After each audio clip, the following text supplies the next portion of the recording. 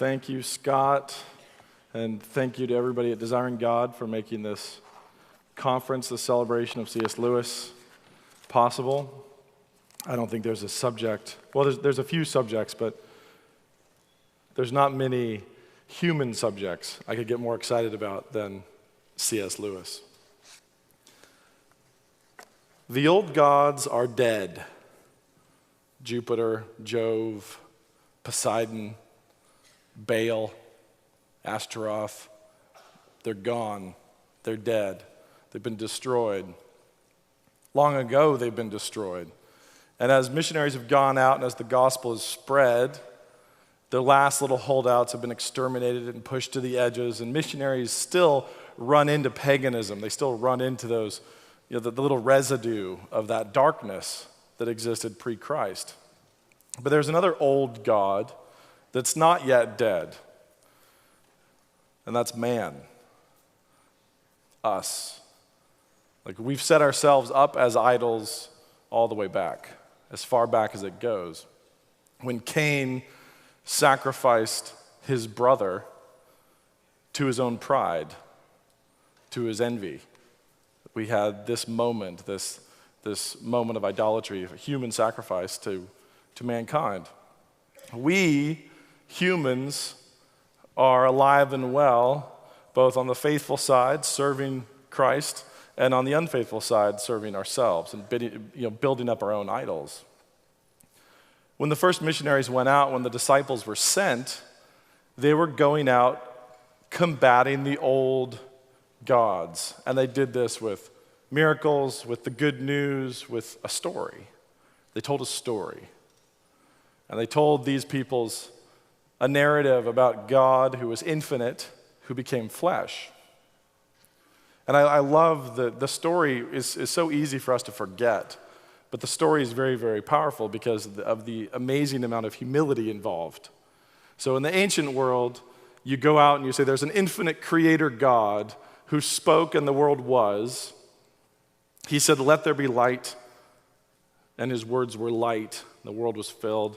He crafted man from dust. You tell this story, man falls, and then you get to Christmas and you start blaspheming.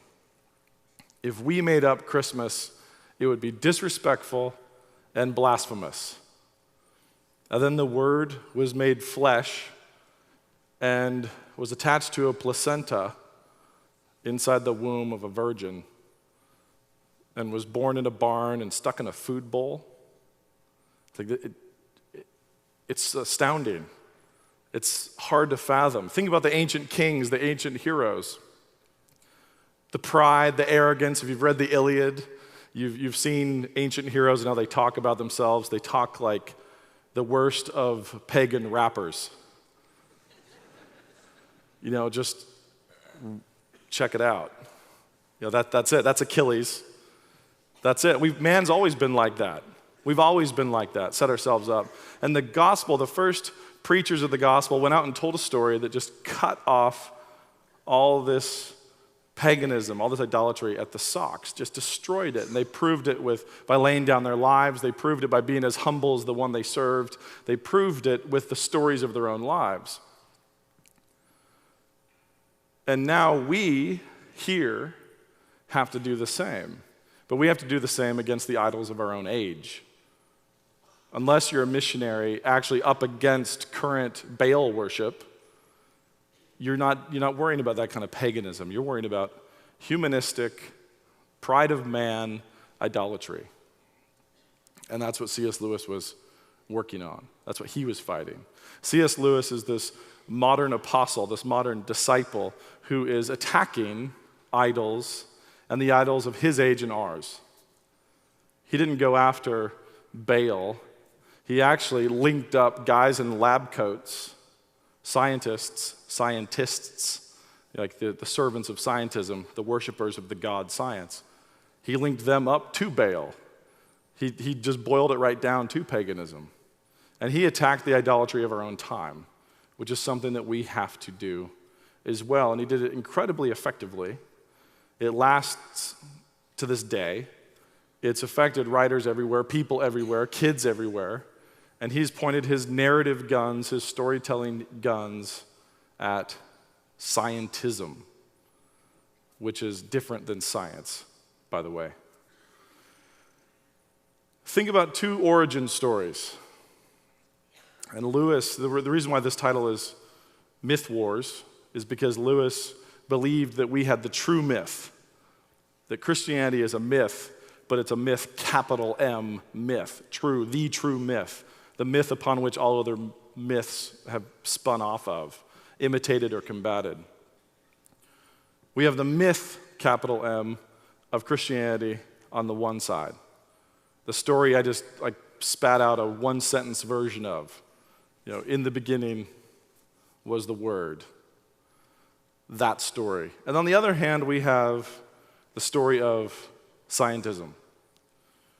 Particles, chaos, accident, just death, despair, devouring, this cycle of destruction and devouring that has given us, us, right? This is why we're here.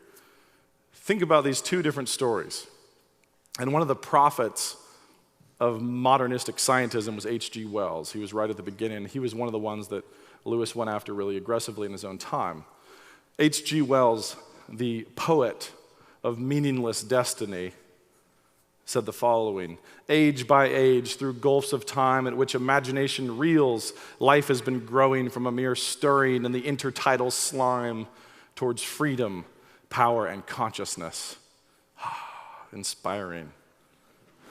A mere stirring in the intertidal slime is, I think, the high point right there. Okay, so why is he so proud of this? Why is he so clearly inspired that we rose up from a mere stirring in the intertidal slime towards freedom, power, and consciousness? Well, because survival of the fittest makes man the defending champion of reality. We're as big as it gets. We're the winners. That's it. Ta-da! Give us the trophy. Here we are. We beat it. We climbed out of that intertidal slime. We climbed out of that and up the beach, and you know what? We grew nostrils. Yes. Boom. Right there. Take that, guild creatures. My father wrote a song called Science Fiction when I was a kid that tells this story. And of course, the high point of man was when we went with the opposable thumb. And, whenever you're down, just remember, you've got thumbs. This is it. So we're champions. We're the winners. We are the gods, honestly. We're as close to gods as we can get. And it's not surprising that shortly on the heels of this, and even in the middle of what H.G. Wells was talking about, that eugenics would show up. That we would sort of move on down this binge of the pride of man into the Holocaust and all the other awful things that we ended up doing in service of the champions of reality. Again from H.G. Wells, we are hardly in the earliest dawn of human greatness. The little triumphs of man's present state form but the prelude to the things that man has got to do. Think about Newt Gingrich saying, "We're going to have a colony on the moon." It's like, yay. And then actually look at the solar system and realize how tiny that still is. But H.G. Wells talking about the triumph of man and this contagious vision about, you're awesome, we're the champion. Well, not those people over there, we're cooler than them. And we're going to have our own little academic elite core, and we're going to build ourselves up into gods, and technology will serve us, and other people will serve us. And you know what? We'll keep them around as long as they do, but then we're just going to exterminate them, and we're going to build and grow and improve our race, because there is no God. There's just this great big devouring mess. And it's all about power. And that's it. Those quotes from H.G. Wells are both from A Short History of the World. And it's full of them, of him just waxing poetic about the great and noble chaos from which we have arisen by ourselves, owing no one any thanks, owing no one any gratitude. We, by ourselves, made the iPhone. Chimps, stay in your cages. We've got the iPhone. It's depressing. It's really depressing. But Dawkins will wax poetic about it and be so moved, and many, many other people have as well. And it's easy for people like me and us to say, man, evolution is just a bad story. Like, really? One day hydrogen was running in the hall and it tripped. And then, boom, like everything just, there it goes. And here you and I are as we sort of fly through space, and it's like, hello, I'm a piece of shrapnel, you're a piece of shrapnel, and we're all just through this explosion. Bad story, right? Well, on the one hand, yes, it's an awful story. It's a terrible story. But on the other hand, no. Every lie that's effective has a true hook, has an appeal. From Lewis, and this is from an article called The Funeral of a Great Myth, which I originally saw in a little book called Christian Reflections, compiled by Hooper.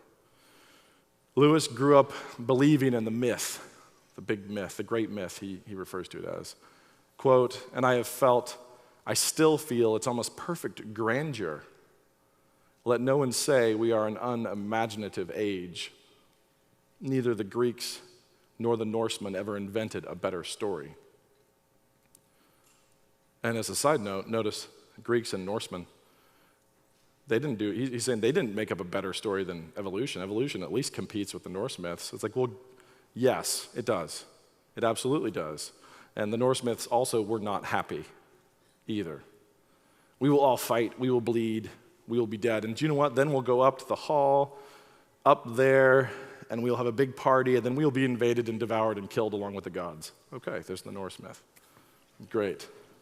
Real optimistic. The Greeks, always tragic, everything's tragic. You have big bully gods, all these deities, these bullies, and every time man would achieve anything great, the worst thing you could do in the ancient world was achieve anything.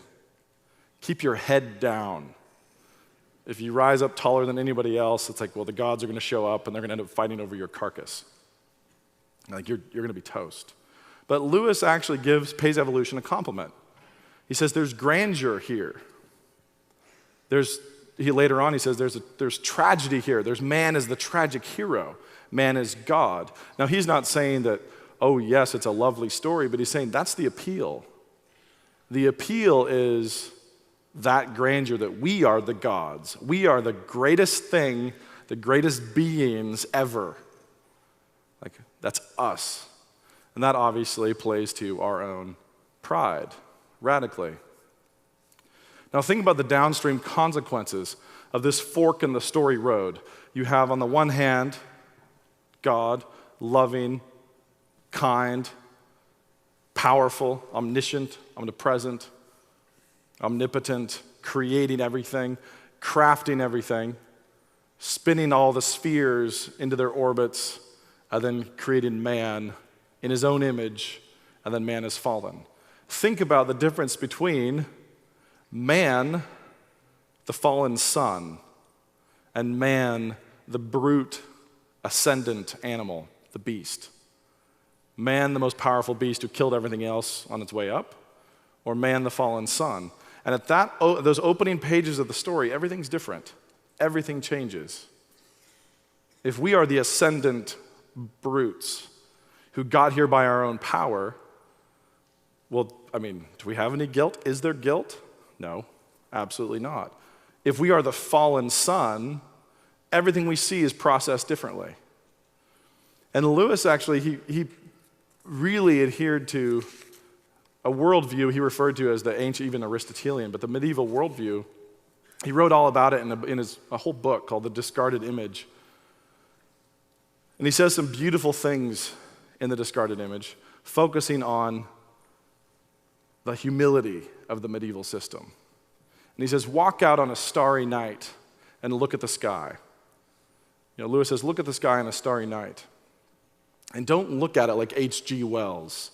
There's more chaos. This is the chaos from which we have flown and which we will eventually conquer, and we own it. We are the owners of this. We are the masters of everything we see, or we can be the masters of everything we see. And look at the stars like someone in exile. Look at the stars like Scrooge looks in the window of a Christmas dinner. And that's how Lewis saw the heavens. That's how Lewis saw man. That's how the medievals saw man. We got thrown out. We are down here. A lot of people accuse the medievals of believing in geocentricity out of pride, seeing man was the center of the universe and everything went around us. It's like, well, not to be blunt, but to be blunt. It's like for them, it was more like Earth is the anus of the solar system. And they would go so far as to use that language. We are the sinners. We are the fallen. We're all the way down there. Being at the center was not the throne room. It was as low as you could get. And the further out you got, the closer you were getting to heaven. And that's how Lewis looked at the world. And he didn't care what was spinning around what. It was a question of, are we included or are we cast out? He looked at the moon and saw that it was barren and bleak, and saw all those craters and knew that at some point there had been a big showdown. I mean, look at all that the war-torn moon. Meteorites, rubble flying through space from smashed what? Reality. Part of the perfect creation that has been damaged and destroyed. And so Lewis looked at the heavens as a fallen sun, hoping to regain fellowship, hoping to get reunion. H.G. Wells looked out and said, we are the awesome sauce. And we're going to claim everything. And as a side note, there's nothing new under the sun. Nothing new under the sun. Which is why Google can seriously make an announcement like, oh, by the way, our next project, we're going to conquer death. Seriously. Now we have omniscience down. Because we've read all your spam. Next, we're going to conquer death. Don't be too impatient, they said. It'll take us a couple decades. Oh, really? Really? They've not read a book, clearly. They don't know what a villain looks like. They don't know how this works out in the story. Anytime the scientist stands up and says, ha-ha, here comes immortality for me, it doesn't work out. Because there is an author who's writing the story, and you don't understand what role you just got cast in. Who wants to be Babel? Oh. It's bizarre, the blindness that otherwise deeply intelligent people can show. So here we are again, talking about how awesome we are. You know, Walt Disney has himself frozen so he can come back from the dead later. I look forward to that working out. Google's going to solve death, and H.G. Wells was talking the same way. And Lewis looked at that idolatry, the modern idolatry of man, which for us, even then, we could rewind to his time and be like, oh, they were so clunky. Look at them and their cute little adding machines. We can look back then and patronize them, but at the time, boy, they felt really ascendant. And Lewis went after that idol. And he went after that idol with everything he had in his fiction. But still, think about the downstream. Now, in his storytelling versus the storytelling of atheistic chaos, the downstream consequences of this fork in the road. If you say, boom, chapter 1, that's the boom, or in the beginning was the word. Opening lines matter, and they matter for the rest of the story. Fork left, fork right, fork right. On the one hand, we have the true myth of the spoken world and fallen man. On the other hand, we have man, the brute, nearly triumphant. We're getting there, just hold on. Pick, and then every single character in the story changes. Every character changes. Change your opening line. The role of every human being that you contact, that you touch, that you chat with has changed. Evil, pain, death, guilt, this ache we feel from actual evil, pain, death, and guilt, and we can say whatever we want, it's still there, it still hangs on us, we're trying to figure out how to deal with it. What will save us from that? What improves man the race? What saves and improves man, the individual? Which way does it go? And obviously you can see how quickly this gets into straight force, power, manipulation, control versus love, sacrifice, repentance, fellowship, reunion. Every effective lie always appeals to man, and I think this is absolutely true. Every effective lie appeals to man with a false gospel release, a faux gospel release, a release from your guilt, a release from your burdens. Every single tempter along the road is saying, hey, I can take care of that for you. I can get rid of that for you. That guilt, that burden, that sickness you feel, come on over here. I've got something for you. I'll take care of it. Every effective lie hooks us there and pulls us in. The good news of Christ's sacrifice is replaced with the good news of no guilt in the first place. The good news of follow your heart and go to bed with anyone or anything that's willing or unwilling if you have a solid end game and an alibi. The good news of go ahead and abort that baby, steal that land, expunge that baby, and experiment on its flesh to improve your own complexion and shampoo. The good news of dominate, grab power, and be saved. The good news of you're not guilty no matter what you do. The good news of claw and scratch and don't feel bad, survival of the fittest, man. That's it. They were weak. That good news is the good news that has powered our era. That's what we're up against. We're not up against Baal. We're up against that story. Not surprisingly, this breed, this false good news, can be oddly appealing across all demographics. I've always been confused whenever I've met an extreme weakling, and I mean this in just a raw descriptive sense. A very tiny, sickly, feeble man stands there and tells me, will to power, baby. It's all about strength. It's all about power. Might makes right.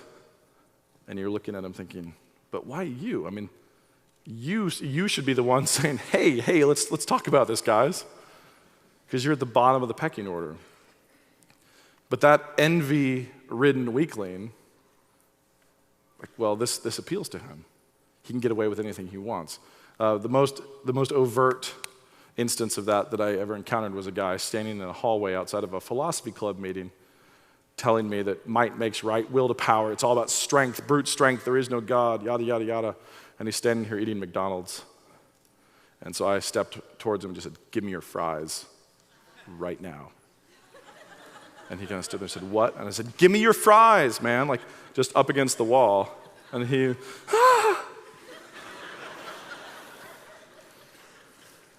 You don't want that. Nobody wants that. There's always someone bigger, but the lie still appeals to us. The lie still appeals because it releases us. And we forget for a second that it releases other brutes bigger and meaner and better connected than us as well. Power-possessing potentates, the Wall Street guys, the big money. Well, obviously this appeals to them because they can do whatever they want, right? Dictators, it appeals to them. But then weaklings in the philosophy club, it appeals to them. It's strange. And we have this other story, the story of the all-powerful God whose Son became flesh and dwelt among us and who died for you to give his righteousness to you, to take your guilt from you. This is our story. You are at the bottom of the totem pole. You're tiny. We're all that weakling. All of us are that guy in the hallway quickly eating our fries. They're mine. Like that's it. That's sort of golems. We're all golems here. And we can talk about how it's okay if we strangle people in the dark. It's not really bad. I kind of needed to do it. Or we can receive grace. And that's the clash of the story. That is the conflict. The story wars. The myth wars. We are here with a need to strip the shiny lies off of the false narrative, We have to get that false beauty off of it, that sense of power off. We have to tear it down. And how do we do that? Well, you do it with stories. You see how Nathan the prophet used a story to get to King David, and how effective it was, because he didn't walk right into his defenses and his self-rationalizations. He trapped him in a narrative. Lewis himself experienced this hook of story when he was reading George MacDonald. 16 years old in a train station, reading an old beat-up copy of George MacDonald and feeling an ache. One of the guys I've worked with in publishing for as long as I've been writing read The Lion, the Witch, and the Wardrobe when he was 6 years old on Christmas. And he told me that he's been trying to find that feeling again ever since. That's why he was in publishing. Here he is in a big New York publishing house. He's published all this stuff, and all he's trying to do is find that spark, that joy that he saw there in that book. And that's books, right? It came in books. It's like, no, it's the gospel. It's Christianity. Story wars. They tell a story, we tell our story. This is how the world works. How many people, if you just walked down a street and said, do you believe in, are you an atheist? Do you believe in chaos, evolution out of chaos? And pick every single person who says yes and ask them for their factual foundation for that. So explain to me the facts. Give them to me. And also explain to me your epistemological access to those facts. You were told in high school or junior high or college this. You don't know this. You have no access to this. You've never seen the fossil record. You have no idea what goes into the astronomers' speculative dates of the stars. You don't know. You're just a dude on a sidewalk. But he's a dude on a sidewalk within a narrative stream. He's a dude on a sidewalk where if you say, hey, I think evolution's probably not true, I think there is a God, people will go like, you moron. That's why he believes that. It's just it's the narrative pressure. It's the cool shaming. This is the dominant paradigm right now. This is the dominant idolatry right now, and it was in Lewis's day. And standing up and mocking it and shredding it and beating it up takes courage, but it also takes storytelling ability. Because you can say whatever you want, but you're not going to effectively replace the narrative unless you tell something that sings. You tell the truth, and it better be harmonic, because the world is. When you open your mouth to say, you know what, our story's better, you can't then fail to tell it well. This is why we need to strive to be, every one of us, storytellers. I don't care whether you're telling stories. I'm not talking about written books. I'm talking about with your own lives. When you say, hey, I have the gospel, and it gives me grace and kindness and enables me to love my neighbor, and all your neighbors say, what? No, it doesn't. Then you have facts coming out of your mouth that might be true, but the story you're living is a lie. Our story versus their story. Survival of the fittest, grab power, push other people down, climb to the top, versus serve, give, love. And you can't say serve, give, love, and then grab and climb and scratch. You are all telling stories, and they happen to be real. A lot realer than the stories even Lewis was telling. So Lewis went after scientism. He went after it directly. We need to tell stories the way he did, and his stories do this very, very effectively, that strip off the shiny, false beauty of the lies and idolatrous religion, the faith that we have now as a godless people. We need to strip all that beauty off and leave the actual story standing there naked and nasty for everyone to see, like Duessa, the witch in Spencer's Fairy Queen, the little-known witch, and we use Duessa with our own kids a lot. It's really useful. So Duessa was beautiful on the outside. She put up this facade with her magic, seduced St. George away from Una, the church in the story. But eventually she's unmasked, and all that facade is ripped away, and she's a shriveled up, little bald, nasty, naked woman dripping poison from her breasts. That's Spencer's Fairy Queen. They were a little bit more free and easy than Christian fiction today.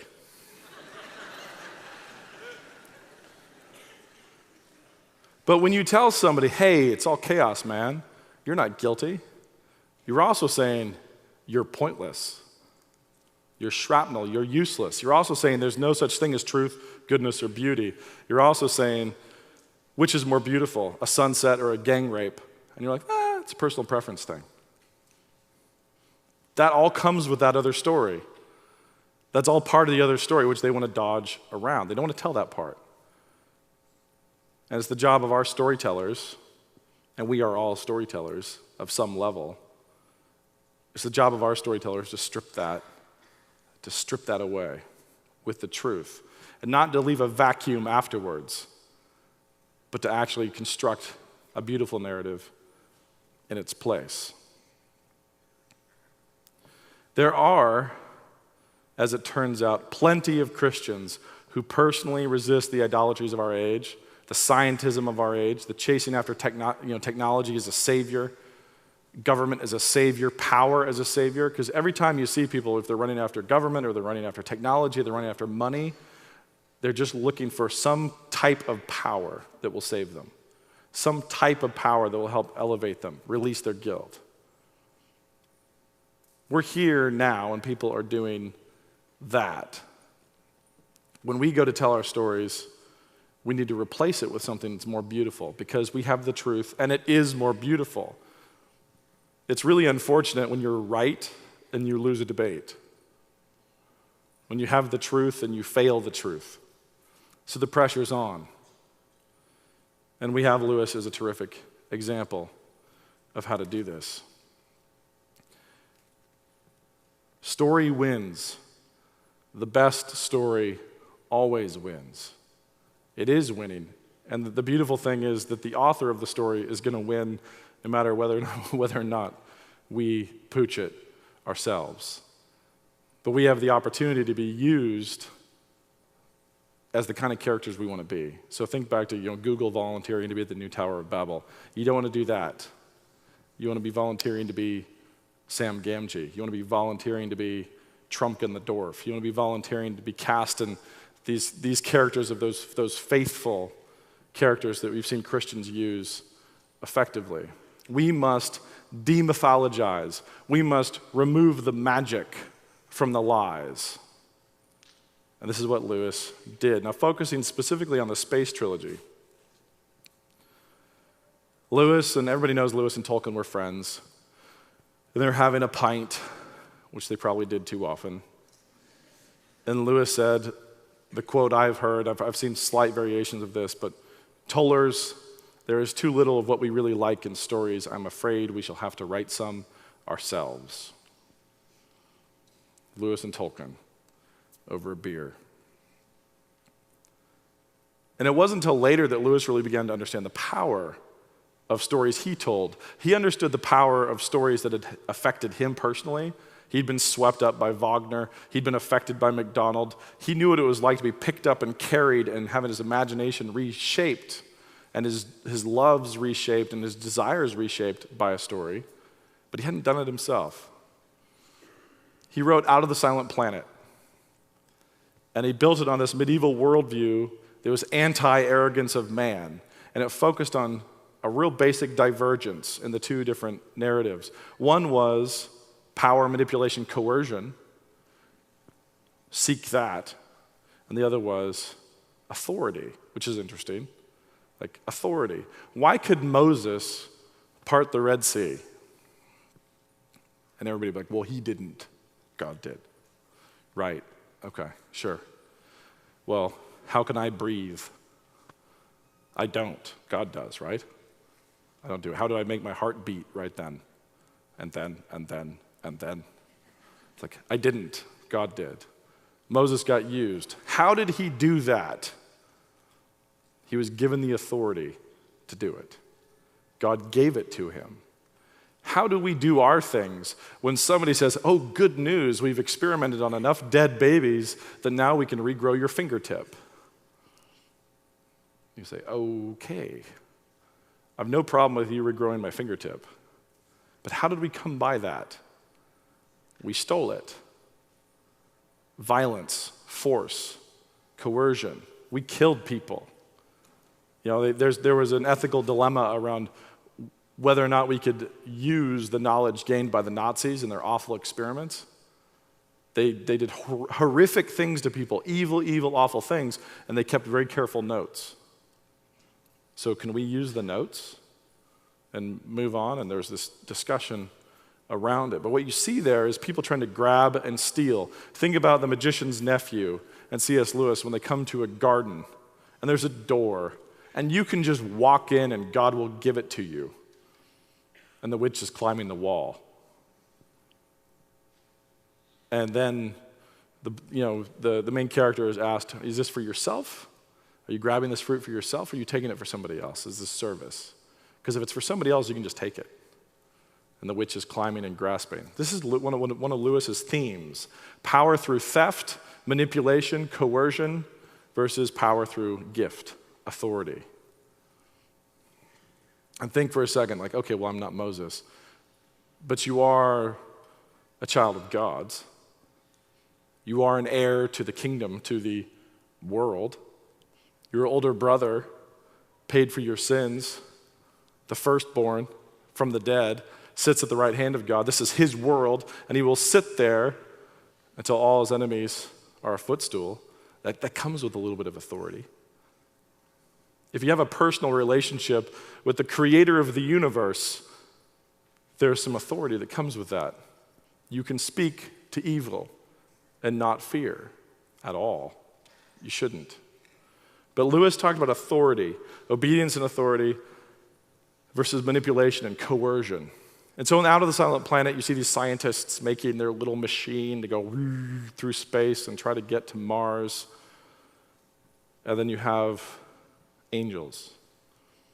You get there and you have this fight, and he's trying to communicate the medieval world picture that we are fallen, we are the silent planet, we are the ones who've been cast out of the garden, and there's a reunion waiting for us, and nobody got it. You can read it and you're like, it's a fun little space story, but it's easy to miss it. And then like 60 reviewers reviewed it, and a couple of them thought that he'd gotten the idea somewhere else. Everybody just assumed he'd made it all up. Nobody realized he was trying to communicate his faith. And one of them even realized where it came from and said, but he obviously doesn't really have the courage of his convictions, doesn't really think it. And that was the moment when he realized how powerful stories could be. And he thought, I can get away with anything. And so he decided to write the same story over again, trying to communicate the same view of the world one more time. And so he wrote Perelandra, the next book. It's really the same book as the first one. It just got juiced up completely. And you have, again, power from authority, and you have manipulation, theft, abuse of nature, like where you just dominate and grab and intrude, and it doesn't matter whether or not you're there as a steward, as a shepherd, you're just getting it. You're there as a thief. And in Perelandra, he tried to communicate the fact with his unman there that true brute force scientism always devolves into the old devil worship. If you serve power, eventually, if you do this for long enough, you're going to run into the fact that there are other powers out there. And they're going to be more than willing to take you as a servant. The road chasing power always leads, in his words, to sheer devil worship. That's where it ends up. It can start as materialism. It can never stay there. It always ends up chasing that.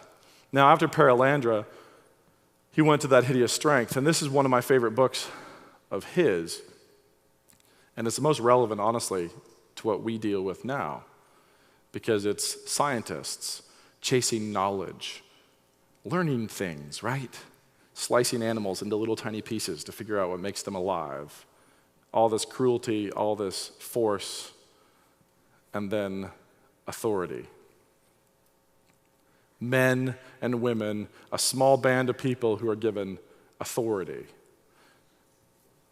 And all the manipulation in the world can't overcome it. It just breaks over it like it's a rock.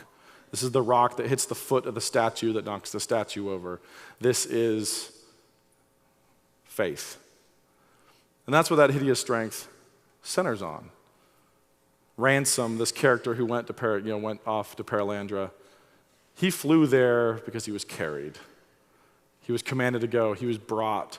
He didn't abuse it. And actually, it's kind of funny. I could quote Jurassic Park right here. There's a great line in Jurassic Park when they're bringing the dinosaurs back, and the Jeff Goldblum character says, they're only concerned with whether or not they can do it, not worried about whether or not they ought to do it. Like, that's his insight. And it's a great insight, and it's where we are right now. So I can talk to athletes who tell me, like, yeah, I've got to go down to Panama to get these stem cell injections in my shoulder injury because they're illegal in the US. Or I've got to go down to South America to get lots of very, very sketchy, awful, dark, Nazi-like treatments. And that's where we are. Lewis tells his story, the story of scientists and professors and academics who are pursuing knowledge as power. And it doesn't take them long before they are sacrificing a person in front of a head, which they have managed to keep alive with tubes plugged into it. The skull is open, and there's this head of this man whose head has been decapitated. And they've kept this thing alive with test tubes and everything, and now they're on their faces naked, prostrating themselves to it because it's been possessed by another being, and this is the power that they're trying to open themselves up to. And you think, wait, Lewis, aren't you cheating?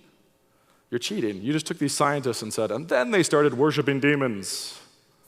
Yes, absolutely. He strips off all the prettiness, all the power, all the upside, and just shows you hell. This is hell. And he does it in The Great Divorce. He does it in That Hideous Strength. He does it in Paralandra. He does it in all of his storytelling. Everywhere. Everywhere he goes, he's talking about obedience, submission, the authority that comes from service and faith, and theft, stealing, grabbing, grasping. When God says, and I could go on, and I could get very, very academic and just focus in on the prose and themes and myths he's trying to bring in to the Space Trilogy or to his other books, but the fact is I'm a lot more interested in how it affects us. Like, what does it mean for you when you leave here, when you walk out of the room? What does it mean for me? And this isn't because I want to be selfish, but because I want to learn. I want to actually imitate him successfully and move on down the road. What does it mean for us to try to be storytellers? Be storytellers, and even more important than that, be stories. Be good stories with your own lives. Look at the kind of thing that God tells us that he likes. The first shall be last. Okay, the last shall be first. Greater love hath no man than this. Think about all the little things you've heard, all the things you've been taught. Now think of that as literary criticism of lives lived. Look at King David. One of the things I find glorious in the David fall story is after David falls with Bathsheba and murders his own men, not just the one man, but the other men with him to cover his tracks, God says to him, look at everything I gave you. Look at everything I gave you. Look at your story. You conquered this. You conquered this. Like, look at all these things I gave you. And he doesn't say, why couldn't you be content with that? He says, and I would have given you more if you'd asked. And the shocking thing there is that David had stopped asking, and he grabbed. He took. He went to force. He stole. Remember that. Like, move on. We have to move on in our lives. Look at the lies and try to live your own lives in a way that is a successful counterexample and a rebuttal and a compelling narrative that undercuts the lies that are being said. And realize this, we really want to be friends with everybody. And I have friends who would say, oh, yeah, I believe in evolution, and I'm still a Christian, and I don't doubt their faith, and it's easy to have fellowship. I'm sure there's people here, it's not a problem for me. I have no doubt of your regeneration or something like that. But bear in mind that the opening lines change the story. They change the characters. God who gave us Adam through millions of years of destruction and mutation and genetic weirdness and death before we ever had an Adam is a very different thing than God crafting his own image and breathing life into him. And those first pages change everything. So live stories. If you're parents, if you have kids, realize that you are the storytellers of their existence. You're the one who pulls the book off the shelf and says, read this. You want to be that person because otherwise there's going to be somebody else saying, no, read this one.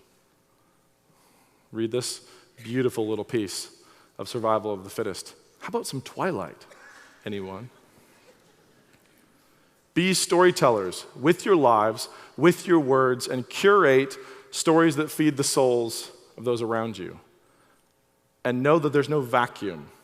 We are narrative creatures. We feed on narratives. And right now, most of our culture is feeding on a narrative lie, taking it for granted. Use your life and your words to undercut it for those people around you, and not to leave it as a vacuum, but to replace it with something more beautiful. This is easy to say, but it's all summed up by just simply live like Christ. Okay. But the beautiful thing is, by his grace, we can. Let's pray. Father, thank you for this time we have together to talk about one of our older brothers gone ahead. I pray that you would bless us through his words, enable us to carry on the torch to those whose lives we touch, telling stories, living stories, and living and telling those stories in a way that glorifies and honors your Son, the Word made flesh, who dwelt among us. We ask this in his name. Amen. Thank you.